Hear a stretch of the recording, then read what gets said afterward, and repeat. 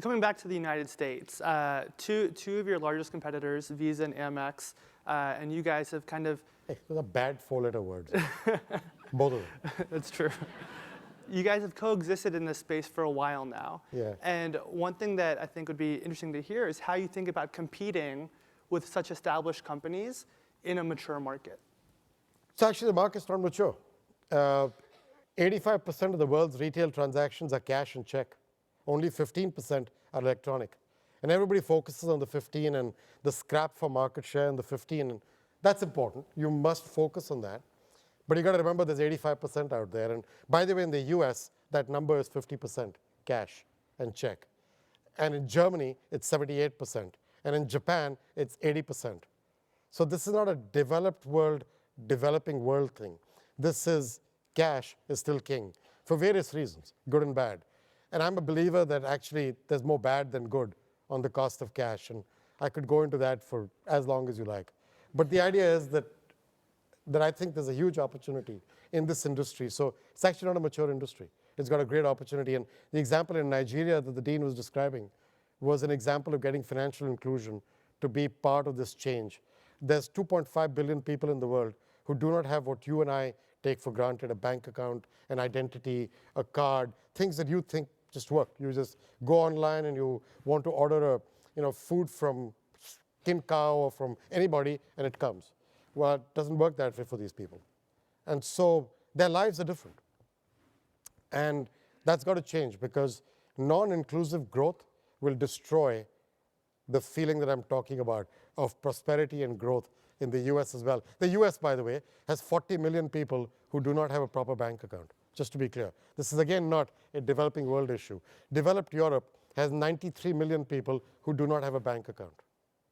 And so there is an enormous opportunity to get people an identity and the self-respect that an identity brings and add that to electronic payments and take out the victimization that only the poor feel by not having that access. Cash is the friend of the rich man, not of the poor man.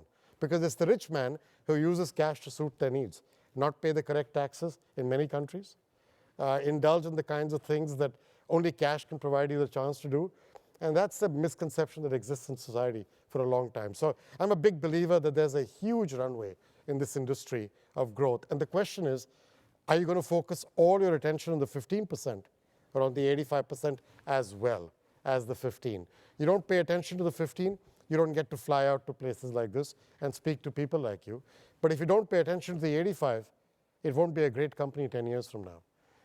And that's the simplicity of our vision. Our vision is a world beyond cash. That's what I'm focused on. That's what the company's focused on. Every one of our employees, if you ask them, what's the strategy of this company? It is to get to a world beyond cash.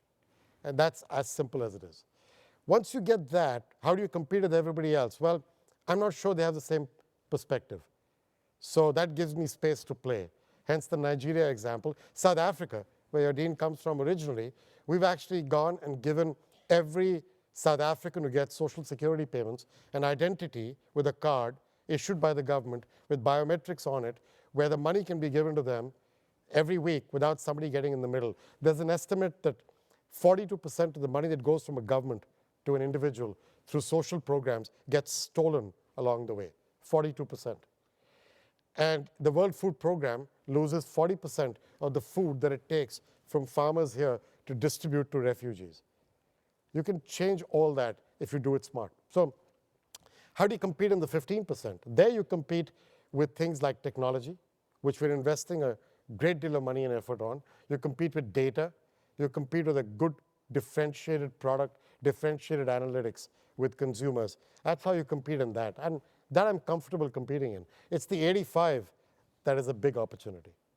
So with that 85%, does that make you allies with your competitors in helping these 85% become banked?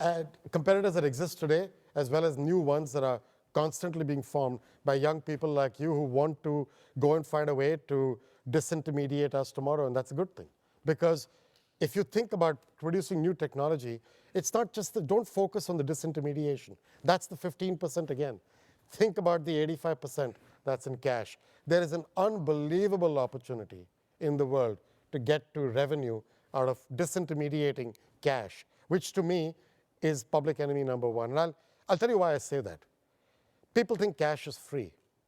Cash actually costs between 0.5 and 1.5% of GDP for the central bank of a country to print it, to secure it, and to distribute it. This country has a GDP of 15 trillion. 1.5% of 15 trillion is a shitload of money. Yes. You could do a lot with that money, which we are not doing, right? So there's that. And then if you go past that, what's not in that cost is the cost of banks to pick up that cash from the Federal Reserve's vaults and move it around. And by the way, that all comes in armored trucks with 2 people. And if you ever look at a Brinks armored truck that delivers cash to your ATMs here, there's always 2 guards.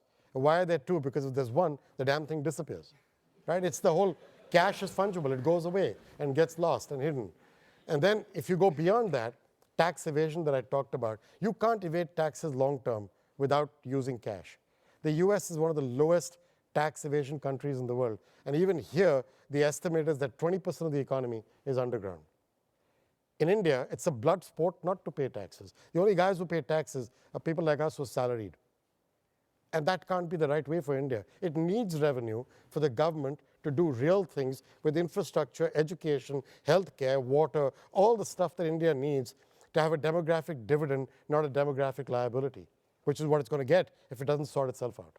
And so when you get past all this nonsense about cash being free, then you come to the worst one. You guys have studied in a campus in the United States, and some of you were undergrads here, and no doubt you encountered drugs along the way. But guess what? They come from certain countries into this country. And by the way, which of you paid for those with your credit card? You pay for them with cash. Not just you, how it comes into the country and how guns go out and they're showing up in Mexico in the gang wars, all guns manufactured in the US. You think they go in exchange for a Bank of Nova Scotia wire transfer. So there's a hidden cost that society is bearing for the use of cash, for the anonymity that cash provides. And I don't think that's the right cost. I just think there's a new dialogue to be had about what should be done with cash versus other things. So 85% is cash. That's the one to go after. And getting to that 85% requires quite a bit of innovation. I've heard you say in other speeches that innovation is mission critical. At a large company like MasterCard, how do you ensure innovation continues? Very tough, but it's critical completely. So if we're in an industry where technology is innovating around us very rapidly, and we've got to keep pace, and in fact, in some ways, we've got to be drivers of new ideas in that space. So we're doing 2 or 3 things. One is we created a group inside the company called MasterCard Labs, which is headquartered in Dublin, has locations in the US and in Singapore and Brazil now, in an effort to get innovation from around the world to flow into what we are doing. And these guys are, they're actually kept safe from the lunatics who run the asylum inside of MasterCard, right? So they have a budget that I give them, which only I can change. My CFO is not allowed to question it. Nobody in the company can change it. It's my budget. I give it to them. They work with that. They don't have to give me any spreadsheet for any project, because you guys have all worked earlier. You can produce a spreadsheet. It has 24 sub-spreadsheets. You change the number on the 23rd one in row 7, column 14, and your ROE on the first page becomes 35% instead of 3.5%.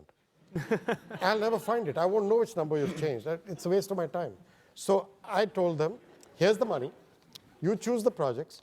I need commercially viable 2 products after 2 years. If I don't, I'll fire the whole lot of you and start again.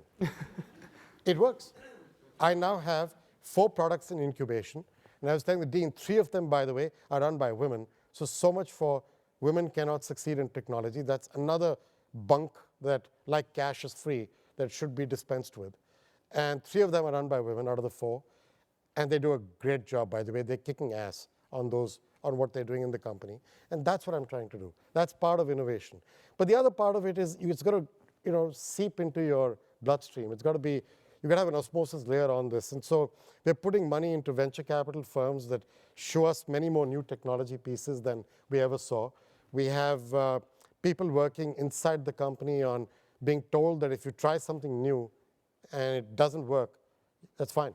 You can take a risk and you can lose the money and move on. And it's the culture you build. It's not just creating labs and giving them money. It's the culture around it that we're trying to build.